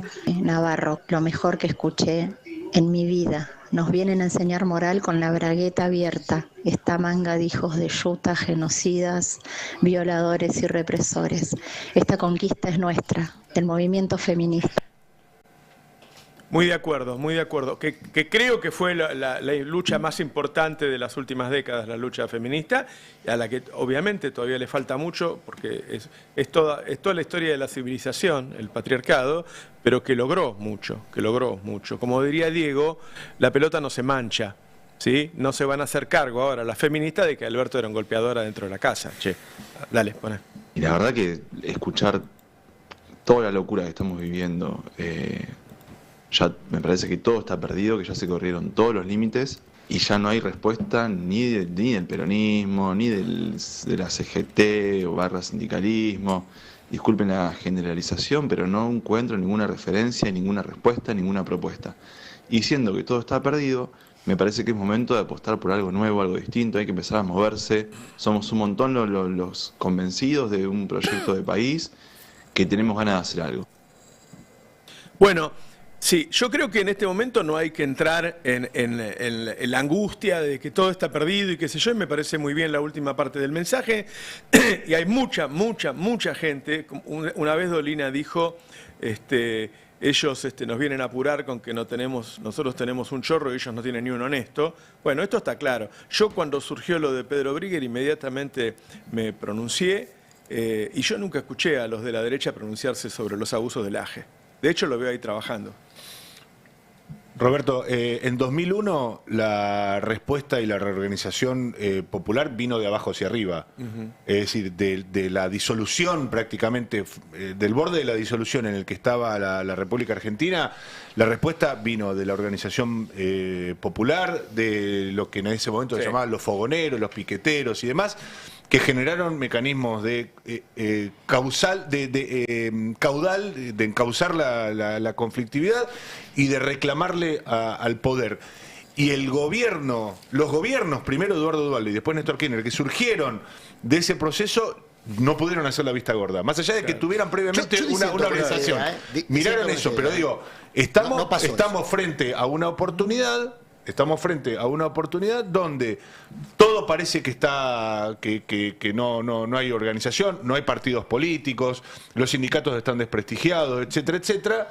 Probablemente sea la oportunidad también para construir algo distinto, como decía recién el... No, yo disiento con la idea de que al final del proceso la lucha popular fue la que condujo un camino de salida. En realidad se licuaron las deudas de Clarín y Techín. O sea, lo que ocurrió en la vida real fue bastante distinto a la sublimación del pueblo como emergente de la crisis del 2001. Después vino un proceso... Corren por cuerdas separadas. Pero después vino un proceso... política la procesó por un lado, la sociedad la procesó por otro. Pero después vino un proceso virtuoso. Claro. Después vino un proceso virtuoso. Sí, en una carambola que la verdad es de esos elementos históricos llamados cine negro. Juega eso, ¿no? Sí, por supuesto. También después tuvimos la... Y no es una casualidad que... Por eso lo dije, No es una casualidad que los gobiernos de Eduardo Duhalde tuvieran que mirar esos procesos, Eduardo Duhalde tuviera que irse después de los asesinatos de Costec y Santillán, y que Néstor Kirchner tuviera que mirar ese proceso. No es que lo vio solamente porque eran buenos, lo vio porque existía una organización que encauzó esa protesta de alguna manera. No, los gobiernos no son buenos por definición, no son buenos naturalmente. Hubo ahí un acuerdo entre el líder del principal partido, o de la fracción más importante del principal partido, que era Duhalde, y el líder de la fracción más importante del otro partido importante que había, que era el radicalismo, que era Alfonsín, para conducir ese proceso.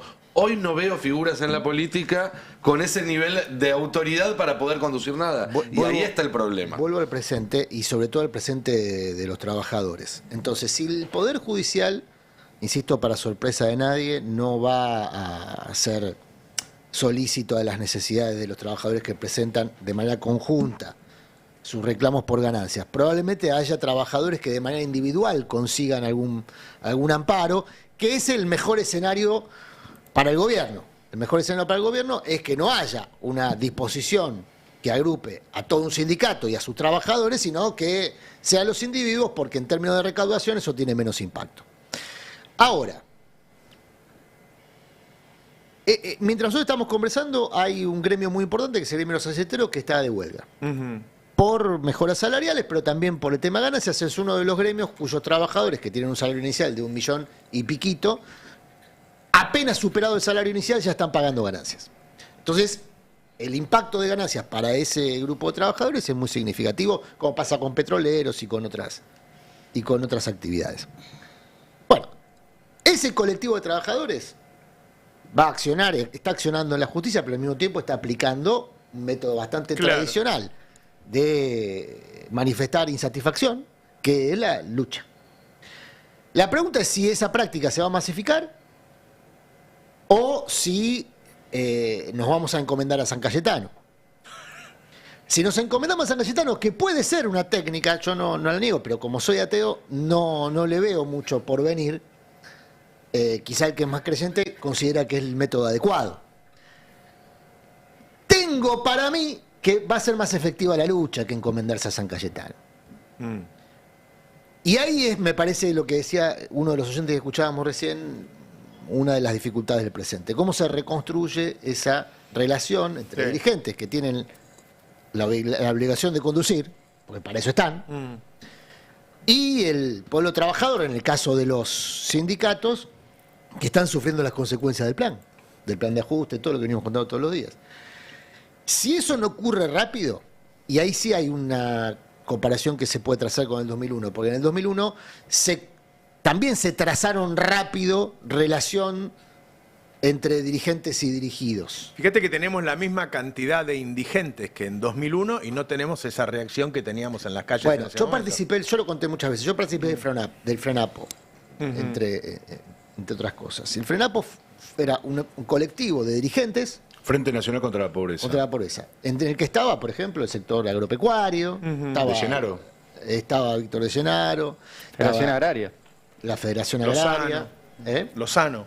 Estaba el Claudio Lozano. Esos eran los dirigentes. Pero después había muchas organizaciones civiles que habían surgido de las asambleas populares del 2001. ¿Qué se buscaba con el FRENAPO? Evitar la anomia. ¿Por qué? Porque la anomia había muerto 30 compañeros en la calle, producto de que el Estado siempre es más fuerte. Sí. Tiene el monopolio de la fuerza pública. Y al mismo tiempo había un descontento, que después del 2001, un descontento provocado por las políticas de ajuste y el de hambre, aplicadas por Menem y continuadas por De la Rúa. Y ese reclamo estaba irresuelto. Por eso yo disentía con la idea de que Duhalde tomó esas banderas. No, Duhalde lo primero que hizo fue tomar la necesidad de la cúpula, pero mantuvo activas las necesidades del pueblo. Bueno, la necesidad de generar rápida relación entre conductores de un proceso de reconstrucción es evitar la anomia, el que se vayan todos, que es el escenario que mejor le cierra hoy al actual esquema de poder. Claro. Porque el actual esquema de poder ya sabe cómo servirse de eso. Ya lo hizo. Sí. El actual esquema de poder ya se sirvió del 2001, le fue bien.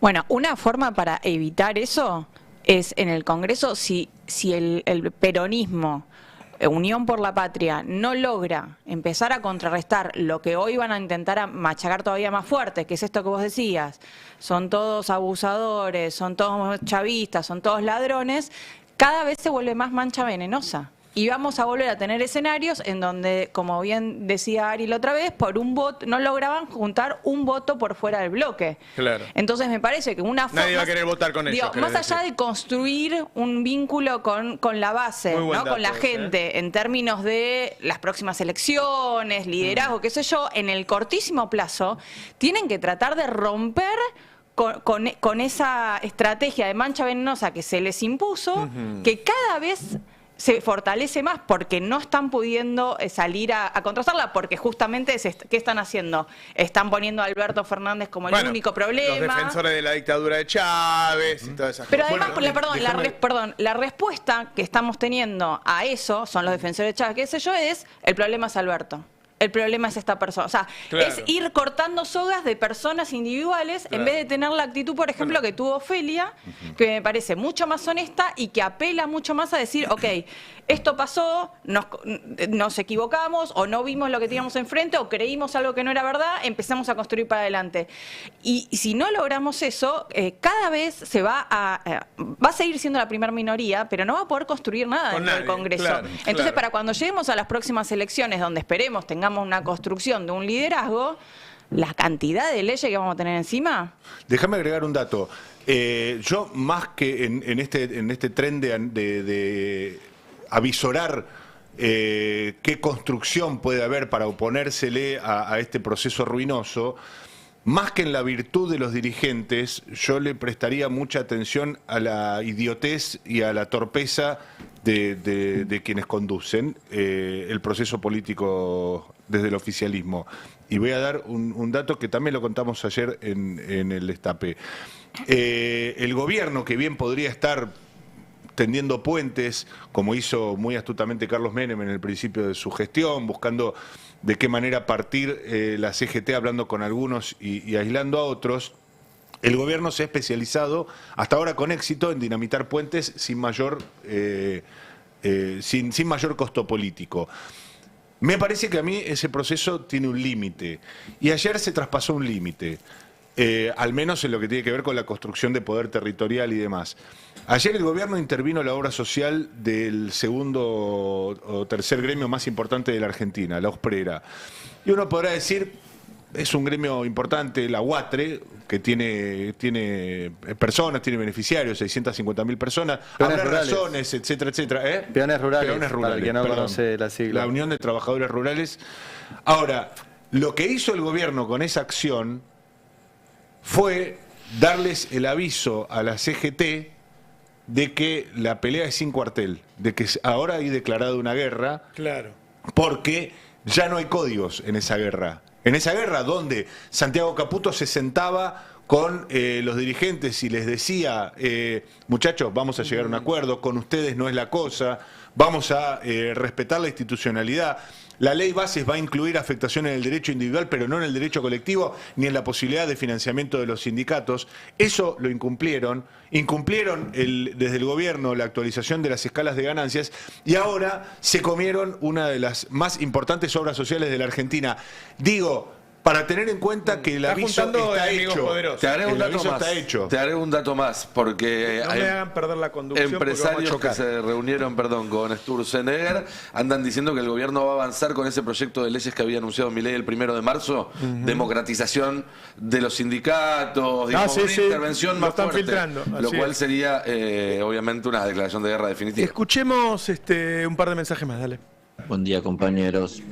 Mi nombre es Jorge, soy de Loma Zamora, hago trabajo social y la verdad que entre Logan, Venezuela y ahora Alberto nos siguen distrayendo de la realidad que es que la gente está pasando muchísima hambre, no hay remedios, la situación es espantosa. Eso es parte del juego. Parte del juego es encubrir, tapar, hablar de otra cosa, sin duda, compañero. Dale.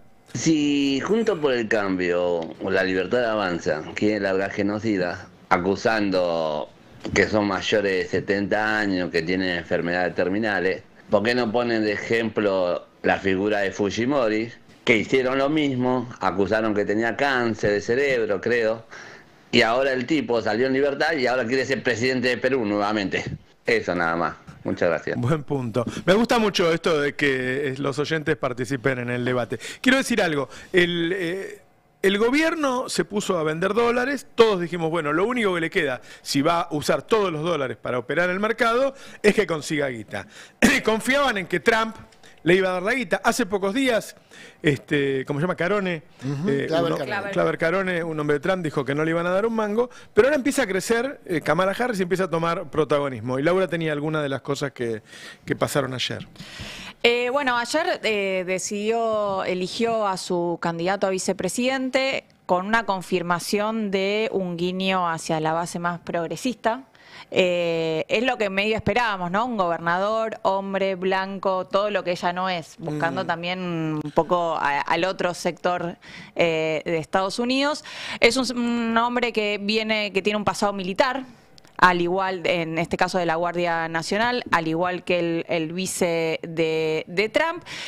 A ver, yo coincido en algo con Trump, que estamos viendo la luna de miel, ¿no? Ellos el Partido Demócrata venía muy cascoteado con todo el episodio Biden, y entonces ahora lo que estamos viendo es un repunte en las encuestas, porque tenés una candidata que habla muy bien, que digamos se mueve de manera muy enérgica, tenés un partido que se alineó rápidamente, muy rápidamente, un partido que estaba en crisis y que de repente se alineó, que empezó a recaudar plata de nuevo. Ahora viene la recta final de la campaña, ahora se va a jugar todo, van a hacer una campaña muy sucia de parte de Trump, eso está clarísimo, pero me parece que están reflotando los miedos en Estados Unidos, pese al último número del sector de servicios que dio bien, sí con mucho temor a una recesión. Entonces ahí creo que Trump va a empezar a pegarle un poco a Kamala Harris y a la política económica de mantener o no el tema de las tasas. Me parece que cada vez más, cuanto más se complique la situación en Estados Unidos, más inviable o más inverosímil es la tesis que maneja más inverosímil es ¿cómo se llama? La tesis que maneja la Casa Rosada, de que ni bien llegue, una de las principales medidas económicas va a ser ordenarle a su nuevo secretario o secretaria de Tesoro que ordene adentro del FMI que se le den fondos frescos a Argentina. Imagínense que si Estados Unidos cree que está en las puertas de una recesión, si nosotros venimos diciendo no somos prioridad, menos lo van a hacer. Sin embargo, todavía, como bien decía Adrián, no se ve un plan B. a la búsqueda de reservas, con lo cual siguen poniendo plata ahí, al mismo tiempo siguen sin reactivar los vínculos después de que rompieron todo el vínculo con el delegado, digamos, del FMI al que Rodrigo Valdés, a que Milei le dijo cualquier cosa. Tenemos la placa del candidato para que lo vean, gobernador de Minnesota, si no me equivoco. De Minnesota, sí. De Minnesota. Un hombre muy interesante porque le va a salir a cuestionar desde el lugar de hombre. Es una persona que tuvo a su hija después de muchos tratamientos de fertilidad. Esto es un tema clave porque fue un tema de discusión en Estados Unidos. Es un hombre que como gobernador firmó que todos los chicos que están en las escuelas reciban una comida, no importa, sin tener que demostrar que tienen la necesidad económica. Firmó leyes que habilitan el aborto después de lo de la Corte Suprema que lo suspendió, digamos. Claramente van a apelar, teniendo un pasado militar, al ala más progre. Sí, y un detalle interesante, vivió un año en China, viajó más de 30 veces a chino, habla chino, es una persona que si bien en su carrera política fue muy crítica del gobierno chino, lo entiende mejor o tiene más vínculo con China que el promedio del político norteamericano, y eso creo que también es un rasgo que en la campaña... No sé una vez que lleguen, si llegan, pero en la campaña seguro se va a discutir muchísimo. Y para los chinos no hay nada más importante que alguien que los conozca desde adentro. Y les demuestre cierto respeto. Exactamente, sí, así que yo creo que para China claramente también fue un guiño en ese sentido, teniendo en cuenta que Trump prometió volver a declarar la guerra comercial a China, que tanto efecto tuvo en el resto del mundo cuando fue presidente. Ayer pasaron dos cosas respecto a esto muy importante, porque el tema Venezuela sigue activo, y es que Estados Unidos recogió sus pasos, reculó en chancletas, diría en el barrio, respecto a el reconocimiento de Edmundo González Urrutia como presidente, cosa que había sido anunciada por el secretario de Estado, pero que después el portavoz de la Casa Blanca desmintió o matizó. Ayer volvió sobre eso y es muy interesante porque él dice, sabemos que ganó, pero apoyamos la estrategia de diálogo y transición. Bueno, esto es muy importante en el contexto de una frase que dijo Maduro previa a esta situación de la Casa Blanca, que fue: si Estados Unidos no nos quiere reconocer como gobierno, no hay ningún problema. Todo nuestro petróleo lo ponemos a disposición del BRICS. Claro. Sí, yo quiero decir que seamos buenos entre nosotros. Es una declaración completamente vacía porque el que constantemente vuelve a llamar al diálogo es él. Ya está Alfredo Zayat. Vamos a hablar de qué va a pasar con esta crisis. Poneme los últimos mensajes que quiero que el público forme parte del debate. ¿Qué tal? Destape, Leandro acá de La Plata. Yo voy a decir algo que siento yo, que supongo también sentirá un montón de otra gente, y es que no puede ser el nivel de bancarrota moral que hay en el espacio político que a uno lo referenció. Tenemos a nuestro ex candidato a presidente siendo ministro de Turismo, a nuestro pasado candidato a presidente peleándose puestos de gobierno con Macri y laburando para una multinacional, y al primer feminista pegándole a la mujer. Es un desastre, la verdad. Esto yo no sé simbólicamente cómo se arregla. Es excelente, porque hay que decir las cosas y no decir, no, bueno, no critiquen, porque si no le hacemos juego a la derecha. No. Le hacemos juego a la derecha si somos un desastre gobernando, si hacemos el gobierno de los peores. Hay que decir las cosas como las acabas de decir. La dictadura está instalada. Milei es un clona que lo usaron y ahora están haciendo lo que ellos quieren. O sea, es el 76. Y te digo algo, Astiz es el que mandó los otros ponen la cara, Astiz, porque Astiz es la mano que protege a la vicepresidenta, la puso Astiz. Dense uno más y cerramos, que está Alfredo Zayat. A mí me parece que no tuvieron en cuenta cuando votaron por Milei el hecho de que Villarroel había ido a visitar a Videla. Al menos los que yo conozco votaron en contra no querían que ganara Massa. No les importó otra cosa. Estela Maris de Paraná. Estela Maris, muchas gracias. Un abrazo. Me alegro mucho de que empecemos a hacer el pase entre todos, que empiecen a participar. Lo vamos a ir organizando cada vez más. Llegó Alfredo Sadat. Vamos a hablar de economía, vamos a hablar de lo que se viene a la inflación, qué pasa con el dólar. Muchas gracias. Hasta luego. Chao.